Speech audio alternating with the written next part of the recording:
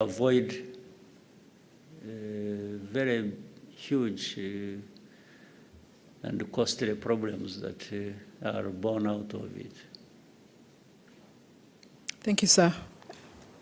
SABC, Sophie.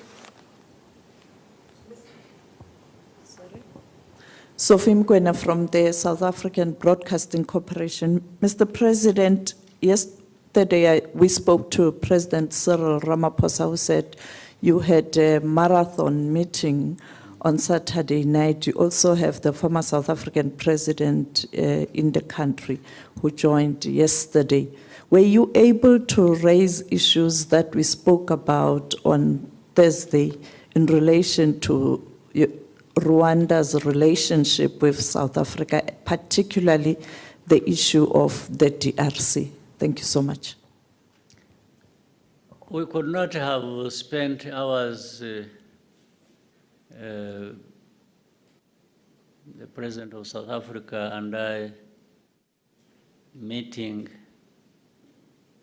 and definitely not talk about that.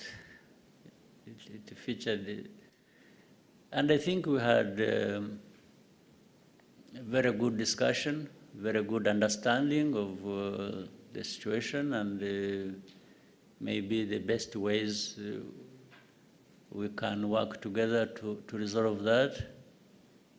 I was satisfied. So, and it seems your interview also helped. The discussion you had and the questions you asked maybe informed all of us and prepared us for that discussion. So we had even a reference point. So we definitely did discuss that, and I'm satisfied. I hope the President himself is satisfied that we can make good progress on a number of fronts to resolve the issues. Sir, if you allow, we can take one last question. No, but I see many people here wanting to... Okay. We can take Kagame and then come to... No, but don't concentrate on people here. There are people from outside who are here. You are being sectarian. Let's take Asahi and then... Only. Let's take Asahi and then we'll take Margot. And then we can take from this side. Okay, thank you, President. My name is Susumi Maizumi, working for Japanese newspaper Asahi. So with regard to the presence of Asian country, including Japan, maybe especially Japan, so what kind of relationship would you like to build in the future with the Asian countries? We actually have a very good relationship with the Asian countries, and a relationship that is very productive, that is very meaningful to our development as a country, and I hope meaningful to those countries as well from our side. So we do. And the good thing is, it's actually it's a healthier relationship. With those Asian countries, they don't come with, well, some of them have started learning to do that, but largely, it's respectful, it's very beneficial. They don't come with all kinds of demands that we must address like we have in some other types of relationships. So it's there, we want it to grow, and it's healthy. Thank you, sir. We can take Margot and then somewhere in the back, and here, we'll come to you. Good morning, Your Excellency, and thank you. I'm Margot Solinas from the French media ITEM, and I had two questions. First, the French presidency leaked last Thursday a piece of the speech of Emmanuel Macron that he was supposed to pronounce yesterday.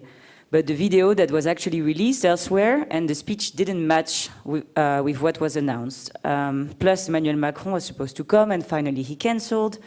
I wanted to know if whether there has been a problem because of the French position doesn't sound like really clear at the moment.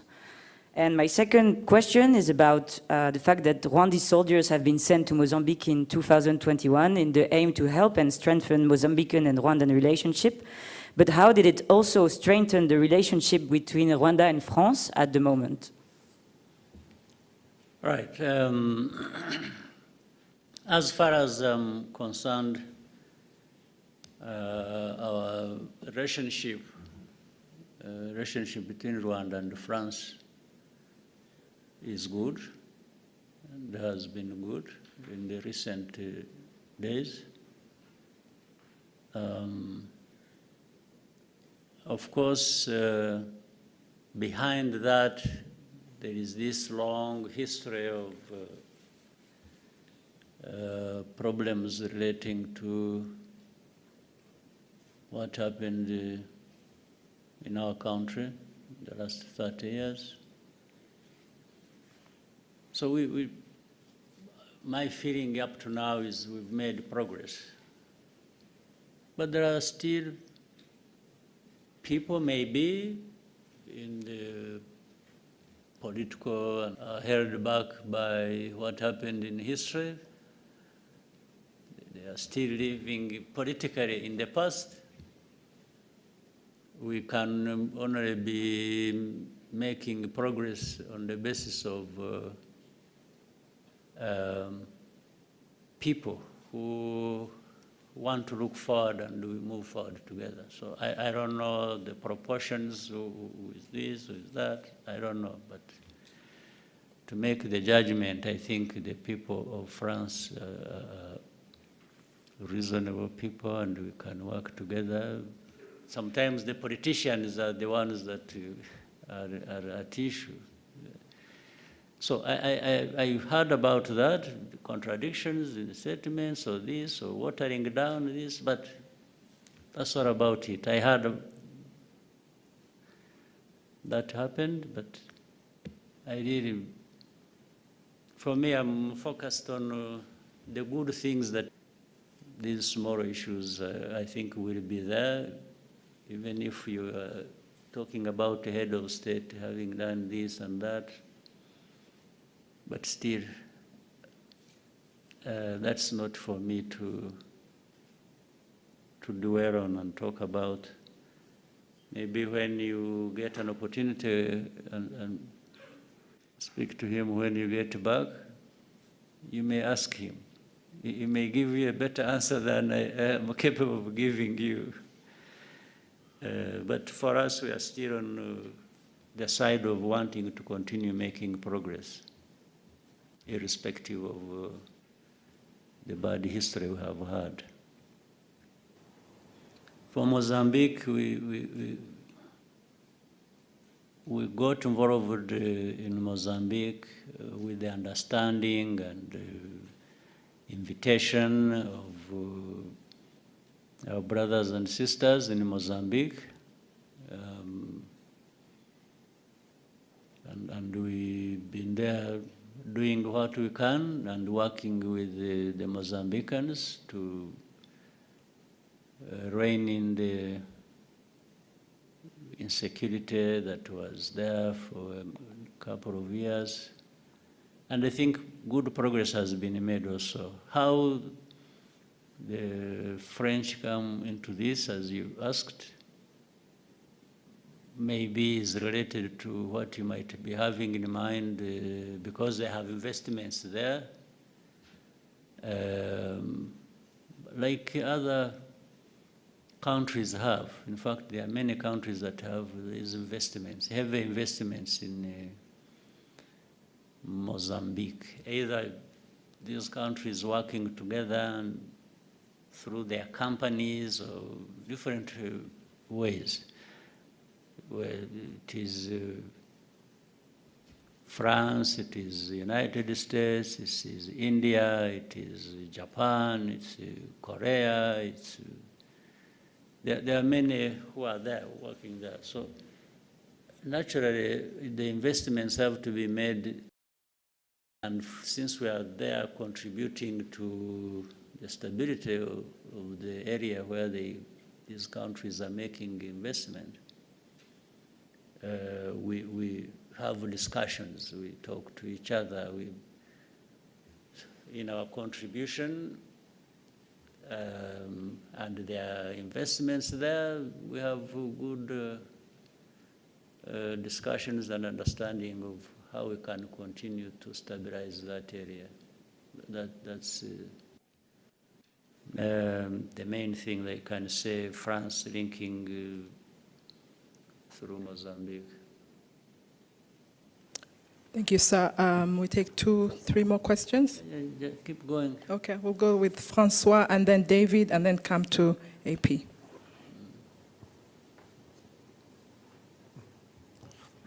Good morning, Excellency. My name is Jean-François Dupaquier from Africa, Arabia. If you watch at the French-speaking press in recent days, you see a lot of articles in favor of Rwanda. Anyhow, there is often an incidental headline that asks the question, but who is Kagame really?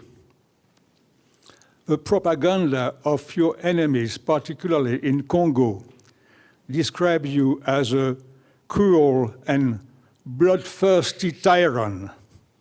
Do you try to change this image? For example, in most of your official photographs, you look severe and distant. This can contribute to fueling controversy. Why don't you wear a slight smile like all your fellow presidents around the world?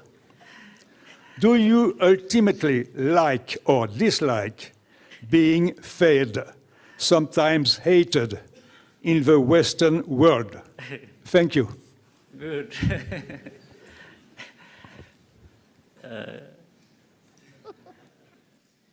I think you have summarized well the questions that have been there but not asked directly.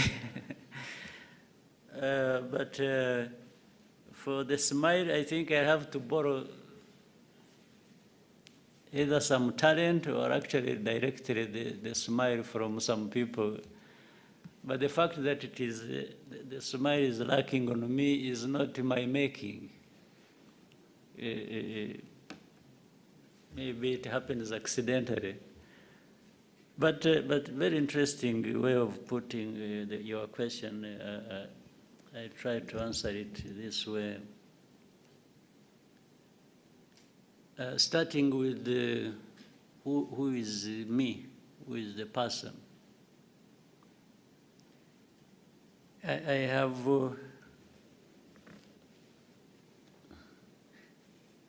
me is the person you see.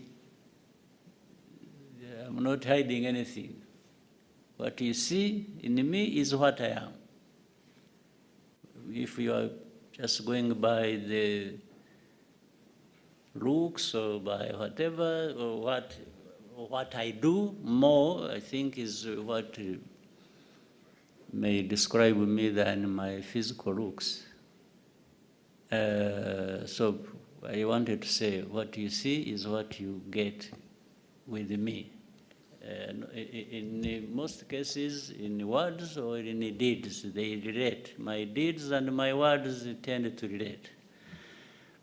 My looks may be different from that, may be different from my deeds and how I think. But in any case, isn't the description of the looks also subjective? There are people who see me as through the looks as a terrible person. There might be others who say After all, there's nothing bad looking like that. So it's subjective. But to the point you're making about tyrant or cruel, or you see, you can't be bad to that extent. Cruel or a tyrant or bloodthirsty or whatever, and hide it. It's difficult. Even if you try to hide it, there is a moment it betrays you. And that also, once it has come out or once it is not there, you register the feeling, the description, from people who have to deal with you. If I was, some of the things people have said about me or described me as, I mean, the judgment is out there, either for the people of this country or other people somewhere else. And it wouldn't just be confined to the press, because the press is full of individuals. But these individuals don't add up to a population that is as big as Rwanda's, even if Rwanda is very small. These are just individuals.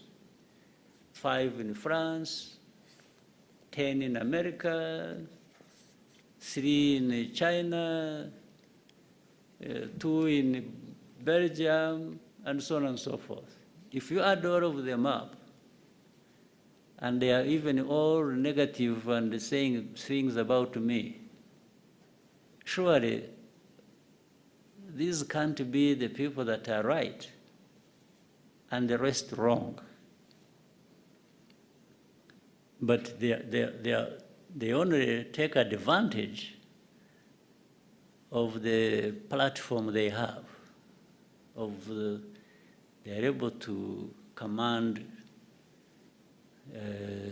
some voice that they put out there for people to, even people who don't know what you're talking. There are many people who even don't know about Kagame and get to know him by what a journalist has said, or one in the press has said.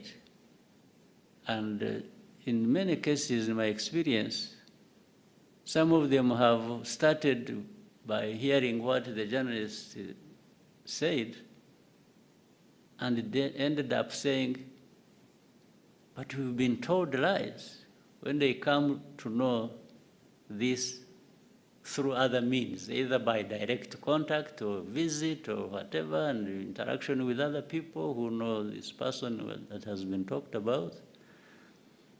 They may say, this person told us lies. And consistently, over many years, has been telling us lies. What we saw, what we heard, whether it is this city, whether it is the person, whether it is this. They say, no, but what we are being told is completely different from what we have seen or experienced. So, and of course, there is a particularity with the Western press. The Western press, I mean, you will find out there are things that were said about this country 30 years ago, 25 years ago, that are being repeated now, which means, according to them, nothing has changed. They talk about Rwanda, very poor population. We are poor. We are not where the developed countries are, for sure. But this poverty, the way it was in 1995, in 2000, is not the way it is in 2024. But somebody will keep writing in the press, like what we have today, is the same thing as we had 25 years ago, and keep just rubbing it in. You know, even the Kagame and his looks and so on, I've been trying, in recent days, I've been trying with a smile. Maybe it's not, but I've been trying. So the Kagame you saw in 95, in 94, 2000, anyway, there was no smile. There was nothing to smile about. So I didn't smile.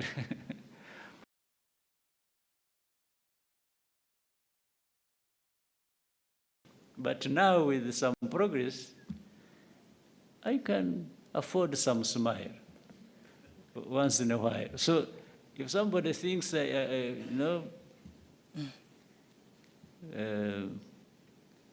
that, I have even grown gray hair. Last time I had black, my hair was black, and now it is gray. It is actually disappearing. I may be bald, but so if you think the Kagame you saw 20 years ago is the same now, no, it is a misrepresentation. But even then, that time, I looked different, and the press may not have liked the way I look,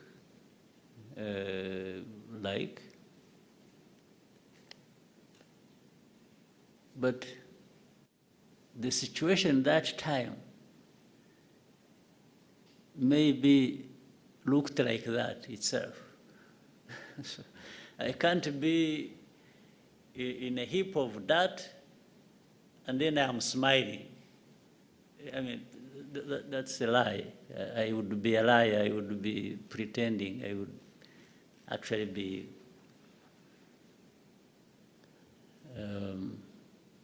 having some problems with me to pretend that everything is okay around me when everything is bad. So, finally, the Kagame you see or there, or you like, or you don't like, is going to be there anyway. I don't need anybody to like me or to hate me to live my life. I live my life whether you like me or you don't like me. And I have my views, I express them, I will do things, so I owe my living to not a single individual or country, even if powerful ones. No, we are all human beings created, sometimes they say, by God. I don't know, maybe we are there for something. But so for somebody to have powers over me, that one I can tell you is not possible. Even the most powerful didn't create me. Who created them, first of all? Luckiest. You know? So the one who is saying all that has also his time, and he'll go like all of us. Everyone has their day. So that's why I can't accept that anyone who has powers over somebody else to the point of dictating. Even the most powerful don't have power over us, how we live, how we do. So, but the Kagame has been shaped by that philosophy, that understanding, that, well, I try like any human being and do my best, do what I can do what I have to do. I may have flaws, make mistakes, own up and do good things, benefit others. And so I'm that person. Tell those people that actually to know me is not complicated. It's straightforward. it's me. Then other things we can discuss on the side. But that was a very powerful question. Thank you, sir. We can take from Amu, who's just next to Francois, and then. Thank you. Thank you, Your Excellency. Amu Kanampili from AFP. My question is about the March 23 movement in Eastern DRC. Your government has previously denied backing the movement.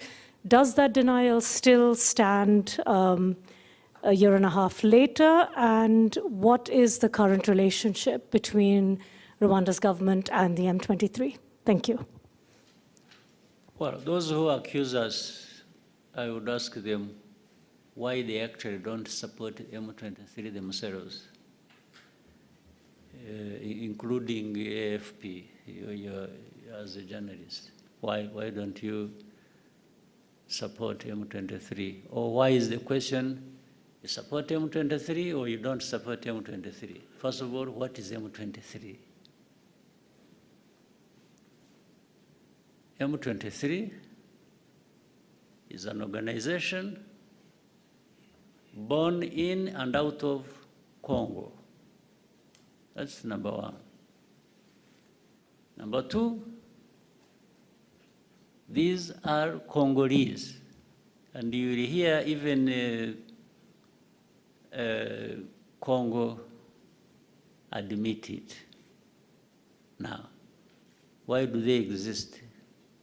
Why are they fighting? Why do they have arms? Is another question. It is also a simple question. They exist because they have been denied their rights as citizens of that country. They are called Tutsis of Rwanda. Fine. But then you need to be educated also a little bit about history. We have Rwandan communities in Congo who are Congolese, and by the way, these are not just Tutsis, it is the same social structure of a country that is also there in Congo.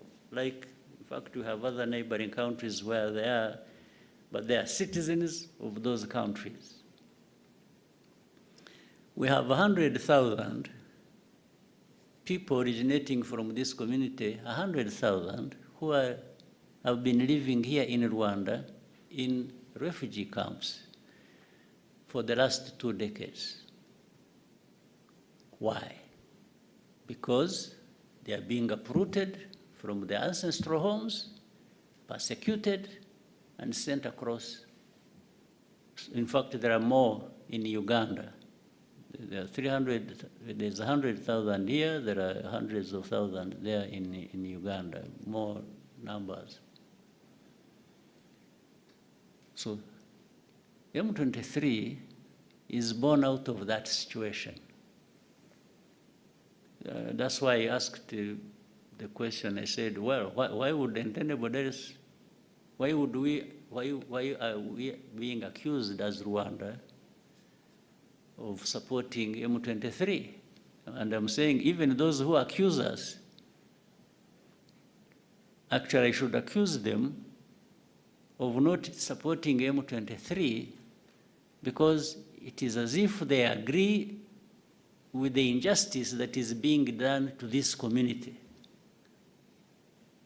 Otherwise, if you didn't agree with that injustice, you would be actually raising questions. Why these people of M23 being treated like this? Why are we having 100,000 refugees here in Rwanda?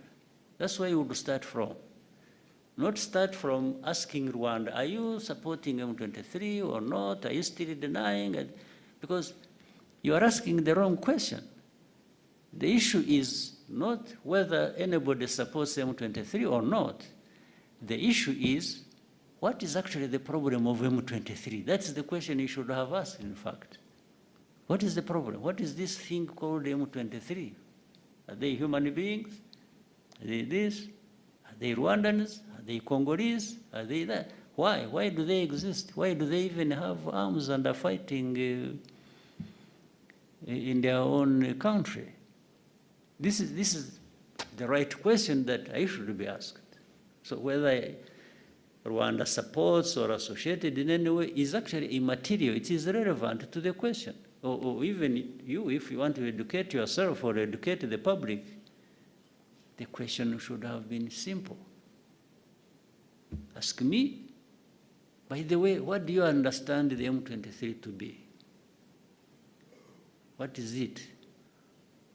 That's a fair question. That's the one I would wish to be associated with rather than whether I support or not support. So we may take the last question. David?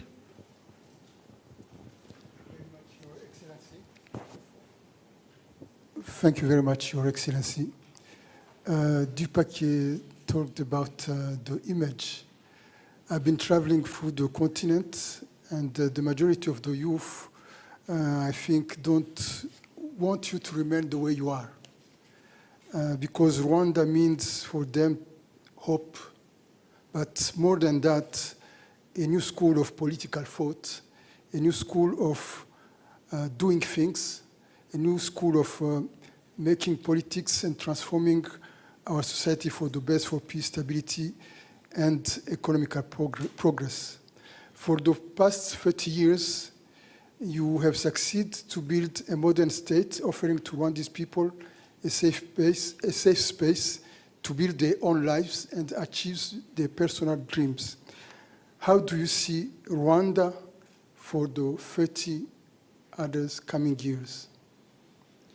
Well, we keep making progress and be where others are that they have even taken for granted. And when you see developed countries, why can't Rwanda or Africa develop to that extent or beyond?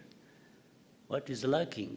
So, but what you have to deal with is the right politics in place, management of society and enabling society to do what they need or have to do to take them to a much higher level in terms of development than where they are.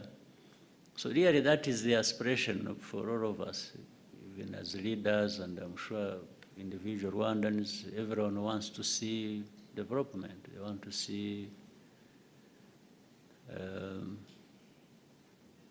us, because we are human beings. Human beings, we can't have this allow this disparity, and some have been designated to remain backward, poor, undeveloped, and yet we are sitting on immense resources that actually other people who are developed are coming to help themselves with and taking away. And for us, we are there watching and not doing anything about it. So the Rwanda of the next 30 years should be maybe 3, 4, 5 times better than what you see now. 30 years from our graves to being here, I think another 30 years. We are not coming from the graves. This time we are coming from some level of progress that we have made. Thank you, sir. We may conclude here. Right. We'd like to thank you for your time with us and wish you a good day. Unfortunately, I couldn't take all the questions, but I'm happy to meet you another time. Thank you, sir. Thank you. Have a good day.